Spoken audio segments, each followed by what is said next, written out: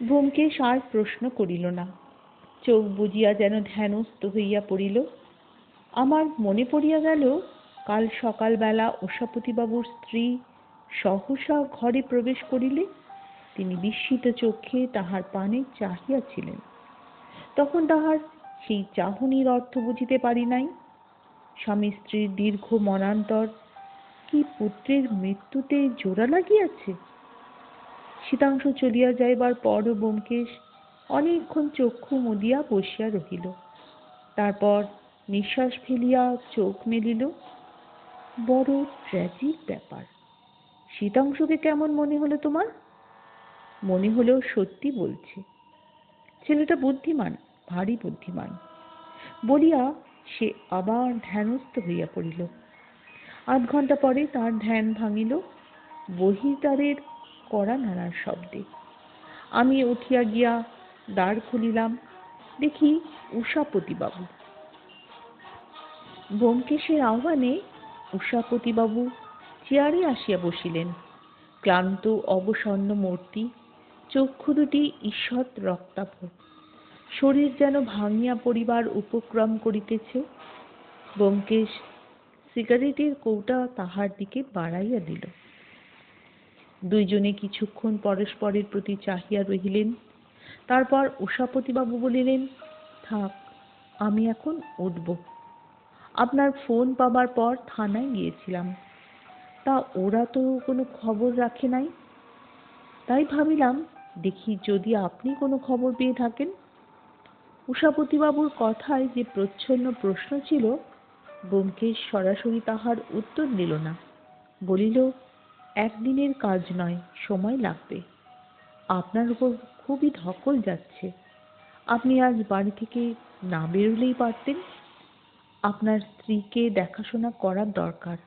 উষাপতিবাবুর মুখ লক্ষ্য করিলাম। স্ত্রীর প্রসঙ্গে তাহার মুখে কোনো ভাবান্তর হইল না। স্ত্রীর সহিত যে তাহার দীর্ঘকালের বিপ্রয়োগ, তাহার চিহ্ন মাত্র দেখা গেল না। বলিলেন, আমার স্ত্রীর জন্যই ভাবনা। তিনি একেবারে ভেঙে পড়েছেন। একটু থামিয়া বলিলেন, ভাবছি কিছুদিনের জন্য ওকে নিয়ে বাইরে ঘুরে এলে কেমন হয়। কলকাতার বাইরে গেলে হয়তো ওর মনটা। তা ঠিক। কোথায় যাবেন কিছু ঠিক করেছেন? না, কলকাতা ছেড়ে যেখানেই হোক গেলেই হলো। কাশী, বৃন্দাবন, আগ্রা, দিল্লি। কিন্তু পুলিশ আপত্তি করবে না তো? পুলিশকে বলে যাবেন।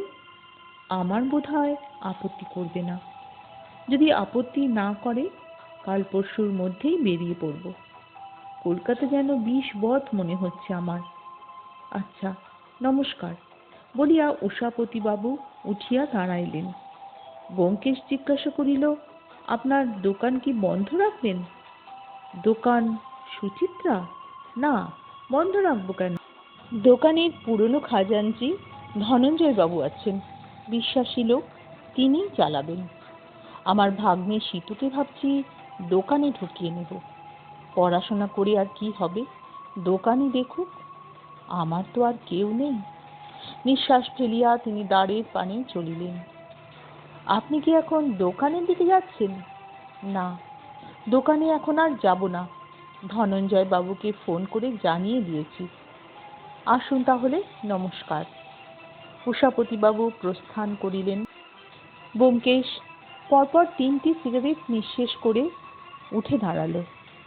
আমি একবার বেরুচ্ছি, তুমি বাড়িতেই থাকো। কোথায় যাচ্ছ? সুচিত্রা এম্পোরিয়ামে। খাজানজি ধনঞ্জয় বাবুর সঙ্গে একটু আলাপ করা দরকার। ব্যোমকেশ যখন ফিরল, তখন 1:30 বাজিয়া গিয়াছে। আমি স্নান সারিয়া অপেক্ষা করিতেছি। সত্যবতী অস্থিরভাবে ভিতর বাহির করিতেছে। ব্যোমকেশ পাঞ্জাবিটা খুলিয়া ফেলিল, পাখা চালাইয়া দিয়া তক্তাপোশের উপর লম্বা হইল। বসন্তকাল হইলেও দুপুরবেলার রৌদ্র বেশ কড়া। বলিলাম, খাজানজি মহাশয়ের সঙ্গে আলাপ বেশ জমে উঠেছিল দেখছি। ব্যোমকেশ বলিল, লোকটি কে জানো? পরশু সুচিত্রার দোতলায় যে ক্যাশিয়ার আমাদের ক্যাশমোমো কেটেছিল, সেই। তাই নাকি? তা কি পেলে তার কাছ থেকে? পেলাম।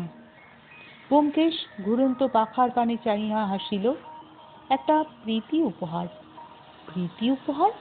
হ্যাঁ, 20-25 বছর আগে বিয়ের সময় প্রীতি উপহার ছাপার খুব চলন ছিল। এখন কমে গেছে। ঘুড়ির কাগজের মতো পিতপিতে কাগজের রুমালে লাল কালিতে ছাপা কবিতা, মাথার উপর ডানা মেলে দেওয়া প্রজাপতির ছবি। দেখেছো নিশ্চয়ই? দেখেছি। খাজাঞ্চি মহাশয় সেই প্রীতি উপহার তোমাকে দিয়েছেন? হ্যাঁ, ওই যে পাঞ্জাবির পকেটে রয়েছে, বের করে দেখো না। কিন্তু কার বিয়ের প্রীতি উপহার? আরে পড়েই দেখো না। পাঞ্জাবির পকেট থেকে প্রীতি উপহার বাহির করিলাম। পিতপিতে কাগজে লাল কালিতে ছাপা কবিতা, উপরে মুক্তপক্ষ প্রজাপতি এবং তাহাকে ঘিরিয়া রামধনুর আকারে লেখা আছে, কুমারী সুচিত্রার সঙ্গে উষাপতির শুভ পরিণয়। তারপর কবিতা। এ কবিতা পড়িয়া মানে বুঝিতে পারে এমন দিগ্গজ পণ্ডিত পৃথিবীতে নাই। সর্বশেষ কাব্য রচয়িতার নাম শ্রী ধনঞ্জয় মণ্ডল ও সুচিত্রা এম্পোরিয়ামের কর্মী বৃন্দ। বলিলাম, এই কবিতার ঐতিহাসিক মূল্য থাকতে পারে। এছাড়া আর কিছু পেলে না? আর কিছুর তো দরকার নাই। এই প্রীতি উপহারের মধ্যেই তো সব কিছু আছে। কি আছে? আমি তো কিছু দেখতে পাচ্ছি না। হায় অন্ধ, ভালো করে দেখো। কবিতা আবার পড়িলাম। পড়িতে খুব কষ্ট হইল, তবু পড়িলাম। পর বলিলাম, এই কবিতার মধ্যে যদি কোনো ইশারা ইঙ্গিত থাকে তা বোঝা আমার কম্য নয়। সুচিত্রা নিশ্চয়ই উষাপতিবাবুর স্ত্রীর নাম। তার সঙ্গে উষাপতিবাবুর বিয়ে হওয়াতে ধনঞ্জয় মণ্ডল এবং সুচিত্রা এম্পোরিয়ামের কর্মীবৃন্দ খুবই আহ্লাদিত হইয়াছিলেন, এইটুকুই আন্দাজ করছি। কবিতা নয়, তারিখ। তারিখ, বিয়ের তারিখটা দেখো। নিচের দিকে বাঁ কোণে লেখা আছে, কলকাতা, 13ই ফেব্রুয়ারি 1927। বললাম, দেখলাম, কিন্তু কিছু তো মনে বুঝতে পারলাম না। ব্যোমকেশ উঠিয়া বসিল। সত্যকাম তার জন্ম তারিখ বলেছিল, মনে আছে? বলেছিল মনে আছে, কিন্তু তারিখটা ঠিক মনে নেই। আমার মনে আছে। অধীর হইয়া উঠিলাম। এসব সন তারিখের মানে কি? সত্যকামের খুনের সঙ্গেই বা তার সম্পর্ক কি? ঘনিষ্ঠ সম্পর্ক আছে, ভেবে দেখো। ভেবে দেখতে পারিনি। তুমি যা বুঝে থাকো। কে খুনি স্পষ্টপুষ্টি বলো না। তুমি বুঝতে পারছো না? না। কে সত্যকামকে খুন করেছে? কে? উষাপতিবাবু। বাপ ছেলেকে খুন করেছে? করলেও অন্যায় হতো না, কিন্তু সত্যকাম উষাপতিবাবুর ছেলে নয়। মাথা গুলাইয়া গেল। কিছুক্ষণ জুবুথুবু হইয়া বসিয়া রহিলাম। তারপর সত্যবতী ভেতরের দরজা হইতে গলা বাড়াইয়া বলিল, হ্যাঁ গা, আজ কি তোমাদের উপোস? অপরাহ্ন 4টের সময় আবার উষাপতিবাবু আসিলেন। এবারও অনাহত হইয়া আসিয়াছেন। সকালবেলার ক্লান্ত বিষণ্ণতা আর নাই, চোখে সতর্ক তীক্ষ্ণতা। তিনি আসিয়া ব্যোমকেশের সম্মুখে বসিলেন। কিছুক্ষণ শূন্য দৃষ্টিতে তাকে বিদ্ধ করিয়া বলিলেন, আপনি ধনঞ্জয় বাবুর সঙ্গে দেখা করতে গিয়েছিলেন? ব্যোমকেশ শান্তভাবে বলিল, হ্যাঁ, গিয়েছিলাম। কি জানতে গিয়েছিলেন? যা জানতে গিয়েছিলাম তা জানতে পেরেছি। কি জানতে গিয়েছিলেন? সবই জানতে পেরেছি উষাপতিবাবু। এমনকি দৌড়ে আটা রাংতার চাকতির তত্ত্বও অজানা নেই। উষাপতিবাবুর প্রশ্নের তীব্রতা যেন ধাক্কা খাইয়া থামিয়া গেল। তিনি আবার খানিকক্ষণ ব্যোমকেশের মুখের পানে চাহিয়া রহিলেন। তারপর সংযত স্বরে বলিলেন, যা জানতে পেরেছেন তা আদালতে প্রমাণ করতে পারবেন? ব্যোমকেশ বলিল, আপনার বিয়ের তারিখ আর সত্যকামের জন্মের তারিখ ছাড়া আর কিছুই প্রমাণ করা যাবে কিনা সন্দেহ। কিন্তু আমি তো কিছুই প্রমাণ করতে চাইনি উষাপতিবাবু। আমি শুধু জানতে চেয়েছিলাম। সত্যকাম আমাকে বলেছিল তার মৃত্যুর সম্বন্ধে অনুসন্ধান করতে। আসামিকে পুলিশে ধরিয়ে দেবার কোনো দায়িত্ব তো আমার নেই। উষাপতিবাবু স্থির নেত্রে ব্যোমকেশের পানে চাহিয়া রহিলেন। ধীরে ধীরে তাহার মুখের পরিবর্তন হইতে শুরু করিল। এতক্ষণ তিনি যে যুদ্ধ করিবার জন্য উদ্যত হইয়াছিলেন, এখন সহসা অস্ত্র নামাইলেন। অবিশ্বাস মিশ্রিত স্বরে বলিলেন, আপনি যা জানতে পেরেছেন পুলিশকে তা বলবেন না? ব্যোমকেশ বলিল, না, পুলিশ আমার সাহায্য তো চায় না, আমি কেন গায়ে পড়ে তাদের সাহায্য করতে যাব? উষাপতিবাবু পকেট হইতে রুমাল বাহির করিয়া দুই হাতে রুমাল দিয়া মুখ ঢাকিলেন। তাহার শরীর দুই তিনবার অবরুদ্ধ আবেগে ঝাঁকানি দিয়া উঠিল। তারপর তিনি যখন মুখ খুলিলেন, তখন দেখিলাম তার মুখের চেহারা একেবারে বদলাইয়া গিয়াছে। দীর্ঘকাল রোগ ভোগের পর মরণাপন্ন রোগী প্রথম আরোগ্যের আশ্বাস পাইলে তাহার মুখে যে ভাব ফুটিয়া ওঠে, উষাপতির বাবুর মুখেও সেই ভাব ফুটিয়া উঠিয়াছে। তিনি আরো কিছুক্ষণ নীরবে বসিয়া নিজেকে সামলাইয়া লইলেন।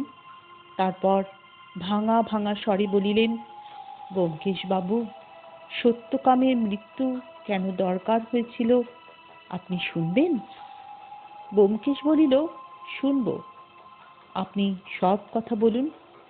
উষাপতিবাবু এবার কাতর চোখে আমার পানে চাহিলেন। তাহার চাহনির অর্থ ব্যোমকেশের কাছে তিনি নিজের মর্ম কথা বলিতে রাজি থাকিলেও আর কাহারও সম্মুখে বলিতে অনিচ্ছুক। ব্যোমকেশ তাহার মনোভাব বুঝিতে পারিয়া আমাকে বলিল, অজিত, তুমি একবার হাওড়া স্টেশনে যাও, এনকোয়ারি অফিস থেকে জেনে এসো কাশ্মীর যাওয়ার ব্যবস্থা কিরকম, কাশ্মীরে গন্ডগোল চলছে কিনা আগে থাকতে খবরাখবর নিয়ে রাখা ভালো। মনে মনে একটু নিরাশ হইলাম। তারপর জামা কাপড় বদলাইয়া বাহির হইয়া পড়িলাম। হাওড়া স্টেশনে কাজ সারিয়া যখন ফিরিলাম, তখন সন্ধ্যা হয় হয়। সদর দরজা ভেজানো ছিল।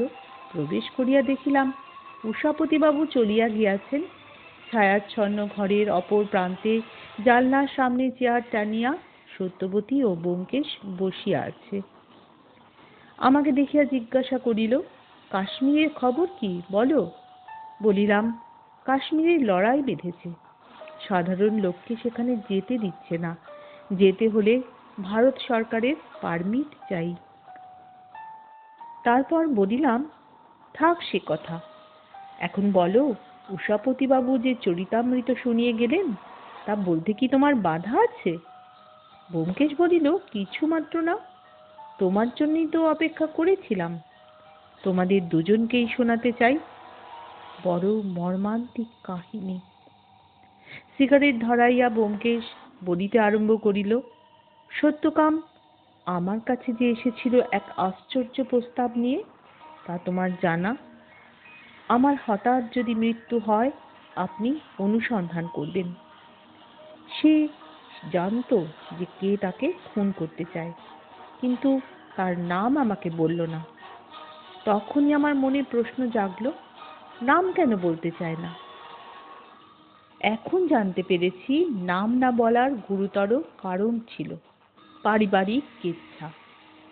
তবু একটা ইঙ্গিত সে আমাকে দিয়ে গিয়েছিল, তার জন্ম তারিখ, কিন্তু এমন ভাবে দিয়েছিল যে একবারও সন্দেহ হয়নি তার জন্ম তারিখের মধ্যেই তার মৃত্যুর রহস্যের চাবি রয়েছে। সে জানত আমি যদি অনুসন্ধান আরম্ভ করি তাহলে জন্ম তারিখটা আমার কাজে লাগবে। সত্যকাম বিবেকহীন লম্পট ছিল, কিন্তু তার বুদ্ধির অভাব ছিল না। ব্যোমকেশ বলল, এবার তাহলে গোড়া থেকেই তোমাদের গল্পটা বলি। গল্প কি দিয়ে শুরু করেছিল ব্যোমকেশ? কোথায় গিয়ে বা শেষ হলো? জানতে হলে আমার আগামীকালের অন্তিম পর্ব শুনতে হবে। ততক্ষণ বন্ধুরা শুনতে থাকো আমার আজকের পর্বের এই গল্প পাঠ, রক্তের দাগ। লিখেছেন লেখক শরদিন্দু বন্দ্যোপাধ্যায়। আমার সঙ্গে এতক্ষণ জুড়ে থেকে গল্প পাঠ শোনার জন্য তোমাদের অসংখ্য অসংখ্য ধন্যবাদ, অনেক ভালোবাসা।